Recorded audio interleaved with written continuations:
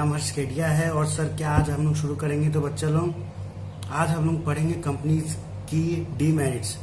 Sir हम लोग क्या पढ़ रहे हैं, कंपनी से 2013 पढ़ रहे हैं। सर क्या डीमेरिट्स पढ़ना इंपॉर्टेंट है?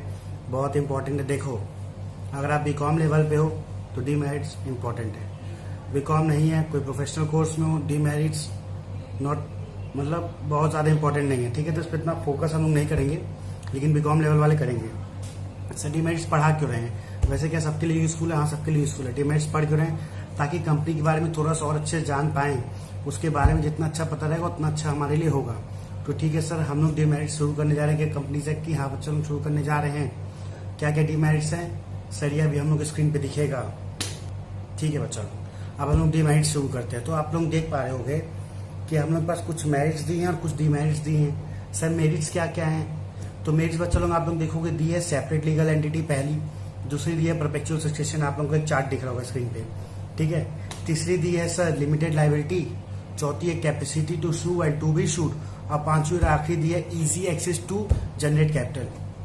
तो क्या सर ये चारों पांचों पॉइंट कैरेक्टरिस्टिक जो मेरिट्स के हैं, सॉरी जो मेरिट्स हम लोग डिस्कस करेंगे नहीं बच्चों लोग, हम लोग डिस्कस ये नहीं करने वाले। क्यों नहीं करने वाले? क्योंकि इसकी डिस्कशन हम लोग ने कैरेक्टरिस्टिक्स के रूप में पहले ही कर चुके हैं। तो हम लोग क्या डिस्कस करेंगे सर बच्चा लोग, हम लोग डिस्कस करने वाले हैं डीमेरिट्स। सर डीमेरिट्स क्या क्या लाइन से हम लोग डिस्कस करेंगे। तो ठीक है बच्चा लोग, हम लोग चार्ट में एक बार काउंट कर लेंगे कितने डीमेरिट्स हैं, एक बार ओवरव्यू देख लेंगे।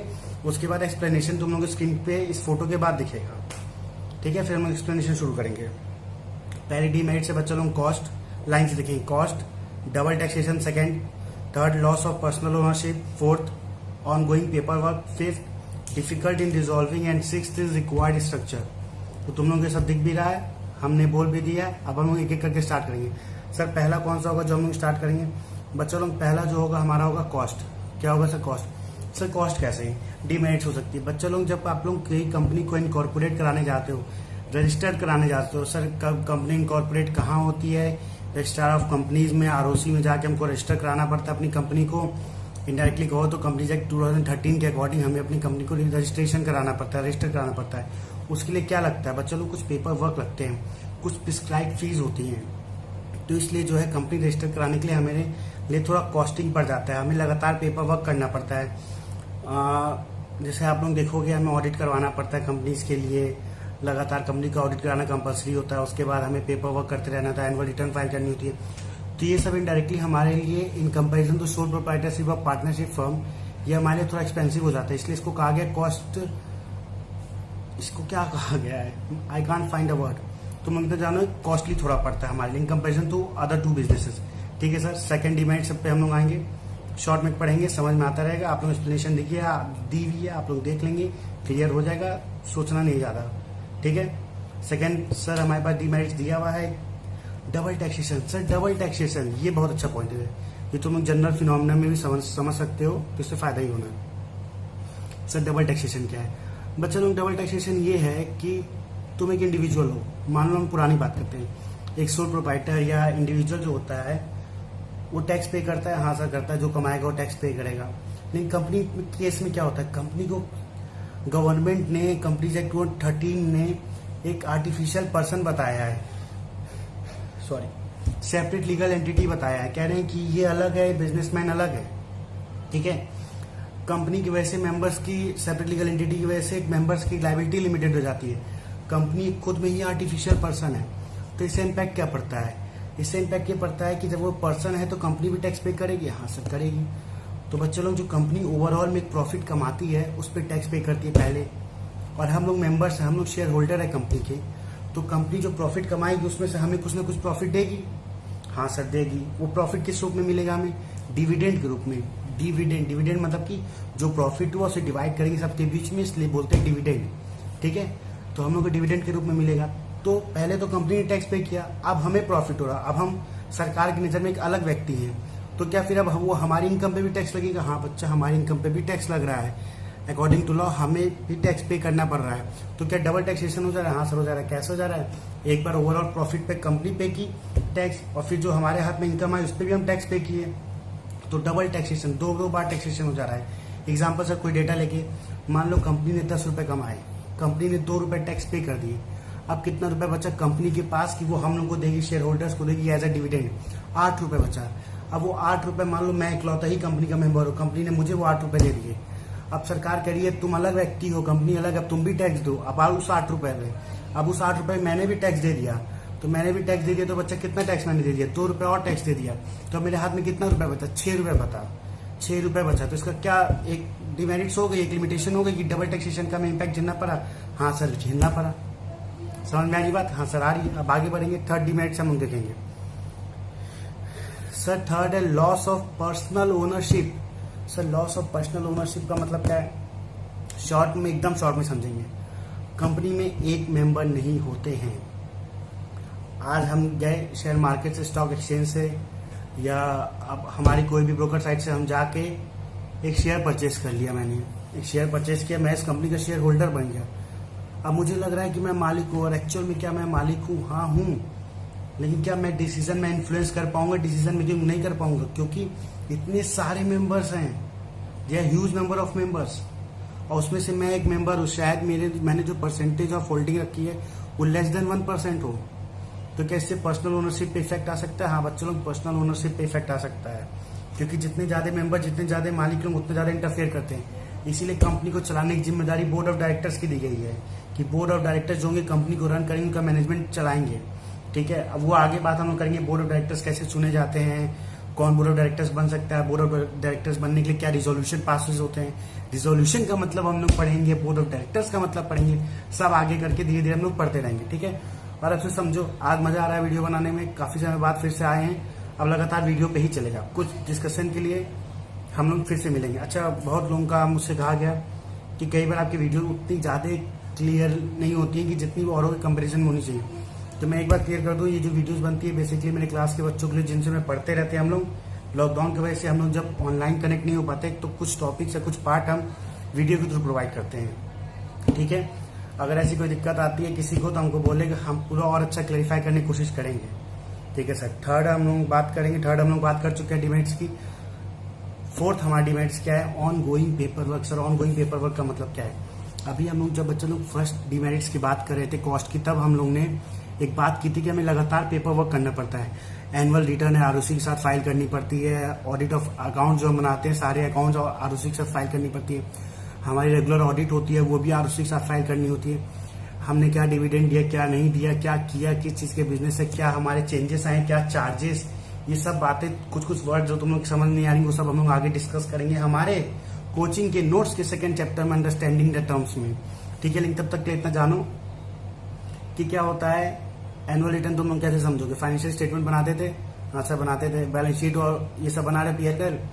तो उसी तरह जो भी तुम्हारी एनुअल रिटर्न बनेगी, जो भी तुमने बुक्स ऑफ अकाउंट्स प्रिपेयर किया, तुम्हें वो आरओसी के साथ फाइल करना होता है। आरओसी कौन है? Registrar of companies. वो क्या है? जैसे तुम लोग जमीन रजिस्टर कराने के लिए गवर्नमेंट ऑफिस में जाते हो, उस तरह कंपनी रजिस्टर कराने के लिए गवर्नमेंट ऑफिस है, इसका नाम है रजिस्ट्रार ऑफ कंपनीज। ये किसके द्वारा कंट्रोल होती है? फुली कंट्रोल इसके ऊपर किसका होता है सर? सेंट्रल गवर्नमेंट का होता है। ठीक है, तो सर हम लोग वहां जाकर रजिस्टर कराते हैं। जितनी भी कंप्लाइंसेज है, जो भी कंपनीज एक्ट में लिखी हुई है, जो जो रूल हमें फॉलो करना है, वो सब हमें आरओसी के द्वारा फुलफिल किए जाएंगे। ठीक है, हमें आरओसी के साथ कंपाइल करना हो सारी सिचुएशंस में। ठीक है सर। फोर्थ हमारा demerit on going paper work का मतलब बच्चा लोग समझेगी नहीं, पहले तो ये बताओ। लगातार मतलब तुम एक बार करके तुमको फुर्सत नहीं मिलेगी, तुम्हें हर साल ही काम करना है जब तक कंपनी रहेगी। अभी हम लोग कंपनी पढ़ रहे हैं तो अभी कुछ ज्यादा अच्छे से क्लियर नहीं हो रहा है सर। अभी कॉन्सेप्ट कंपनी समझ रहे हैं, मेरिट डिमेरिट समझ रहे हैं, कंपनी को उतना फायदा नहीं दिख रहा है, उतना वो नहीं दिख रहा है थोड़ा थोड़ा बच्चों लोग। अभी जैसे तुम लोग आगे बढ़ोगे तुमको कंपनी के बहुत फायदा दिखेगा, बहुत। सबसे बड़ा मेरिट्स में तुम लोगों का फिफ्थ पॉइंट है easy access to generate capital access करना। क्योंकि सबसे बड़ी दिक्कत होती है किसी बिजनेस को चलाने के लिए, या कोई आइडिया आ रहा है, कैपिटल की कमी। तुम्हारे पास क्या होती है? पैसों की कमी होती है। कंपनी का ऐसा जरिया है, तुम जनरेट कर सकते हो पैसा बहुत आसानी से मार्केट से। क्या करना है बदले में? शेयर देना किसी को, लो भाई तुम शेयर होल्डर बन जाओ, मालिक बन जाओ। वो बदले में क्या एक्सेप्ट करेगा तुमसे? कि तुम भागो नहीं, उसे धोखा ना दो, तो इससे तुम कंपनी बन जाते हो, कंपनी एक्ट में रजिस्ट्रेशन करा लेते हो, जिसके से गवर्नमेंट क्या करती है, तुम्हारे पर एक तरह से रूल्स एंड ऑब्लिगेशन क्यों लगाती है? ताकि देख सके क्या कि तुम कुछ चीटिंग ना कर पाओ, तुम धोखाधड़ी ना कर पाओ। क्यों ऐसा कर रहा जा रहा है? क्योंकि पब्लिक का पैसा लग रहा है तुम्हारे पास। कोई भी अनजान व्यक्ति तुम्हारी कंपनी में पैसा लगा दे तो उसके बदले में उसको एक शेयर सर्टिफिकेट दे दे दो, एक कागज दे दो, तुम भाग गए। तो इसी सब चीजों को सोचते हुए कंपनीज एक्ट एक बना हुआ है। कंपनीज के रेगुलेशन बने, लो तुम पैसा लो, सब कुछ करो, ऑपरेट करो, लेकिन हमारी नज़र होनी चाहिए कहीं किसी के साथ धोखा ना हो जाए, गलत ना हो जाए। ठीक है, आगे बढ़ेंगे सर। लास्ट पॉइंट है sir difficulty in dissolving. Sir companies act का एक बहुत बड़ा पॉइंट है डीमेरिट्स का, डिफिकल्टी इन डिजॉल्विंग। क्या बच्चा लोग कंपनी को डिजॉल्व करना इतना आसान होता है? नहीं सर, हम लोग पेपर में लिख दिए कि अब हमारी कंपनी नहीं चल पाएगी, हम लोग डिजॉल्व कर रहे हैं। तुम लोग खुद सोचो, इतने बड़े हम लोग सीमेंट फैक्ट्री का एग्जांपल लेते हैं, सीमेंट फैक्ट्री है, सीमेंट प्रोड्यूस कर रही है, उसके प्लांट कई कई जगह होंगे, एक जगह तो होंगे नहीं, वो 2-3 जगह होंगे, एक स्टेट में 2 जगह होंगे, कहीं कुछ और प्लांट्स होंगे, कुछ उनके ट्रांसपोर्ट के सिस्टम्स होंगे, कुछ उनकी एसेट्स होंगी। तो हम लोग सिंपल एक एग्जाम्पल पकड़ के चलते हैं प्लांट्स के उनके। तो तुम लोग सिंपल सोचो, क्या उन लोगों का प्लांट, इतने बड़े बड़े प्लांट, इतनी बड़ी बड़ी एकर्स की जमीनों, एकर्स में उन्होंने जमीन ले रखी है, उसके ऊपर मशीन सेटअप कर रखी है, तो क्या वो आसानी से बिक जाएगी? 2 ऑप्शन हो सकता है, या तो हम मशीन डिस्ट्रॉय कर दें, जो हमको पता है कि 2 ऑप्शन है। पहला ऑप्शन क्या है, या तो वो बंदा खरीदे जो सीमेंट ट्रेड में ऑलरेडी है, ताकि वो हमारा खरीदेगा तो हमें एक्चुअल वैल्यू मिलेगी। जब हमें दिख रहा है कि वो व्यक्ति कोई हमें सीमेंट ट्रेड वाला खरीदना ही नहीं चाह रहा, तो हम क्या करेंगे? या फिर मेरे पास एक लॉस का ऑप्शन बचेगा कि हम अपनी मशीन डिस्ट्रॉय करें, उसको स्क्रैप में बेचें और फिर जो है जमीन बेचें। तो इन सब सिचुएशंस में क्या होता है बच्चा, कि जो खरीदने वाला व्यक्ति है उसको भी ह्यूज अमाउंट ऑफ इन्वेस्टमेंट करनी पड़ती है, और हमें बेचने के लिए भी ह्यूज अमाउंट चाहिए, क्योंकि हमने लगाया था, हमारी कॉस्ट नहीं रिकवर होगी उसे बेचने में, तो हम और लॉस में जाएंगे।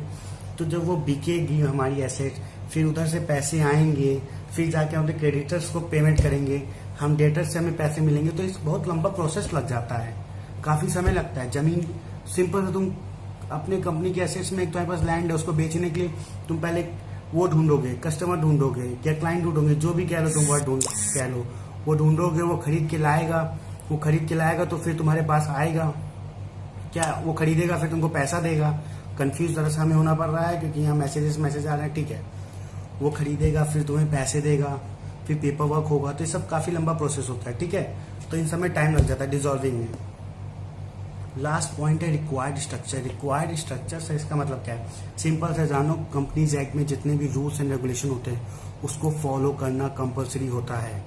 कई बार तुम्हें लगता है कि हमें नहीं फॉलो करना चाहिए, या स्ट्रिक्ट है यहाँ पे रूल्स, या हमें दिक्कतें हो रही हैं, या हमें ऑन गोइंग पेपर वर्क, ये सब इसी के एग्जाम्पल हैं जिसके से हमें डिफिकल्टी फेस करनी पड़ रही है। तो बच्चा तुम्हें करना पड़ेगा रिक्वायर्ड स्ट्रक्चर, तुम्हें रूल्स एंड ऑब्लिगेशन फॉलो करने पड़ेंगे।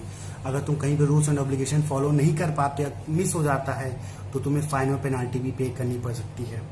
तो इसलिए यहाँ पे कहा जाता है कि कंपनी का रिक्वायर्ड स्ट्रक्चर है, एक लिमिटेशन है कि हमें ये फॉलो करना, नहीं करेंगे तो हमें पेनाल्टी और फीस पे करनी पड़ेगी। ठीक है बच्चा लोग, हम लोग सर लिमिटेशन सारा डिस्कस कर लिए हैं टोटल 13 मिनट के अंदर में। 6-7 हमारे पास लिमिटेशन थे।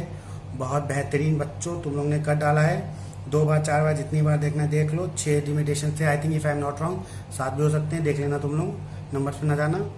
ठीक है सर, नेक्स्ट वीडियो में हम लोग क्या करने वाले हैं, हम लोग कुछ टर्म्स समझेंगे, अंडरस्टैंडिंग द सम टर्म्स।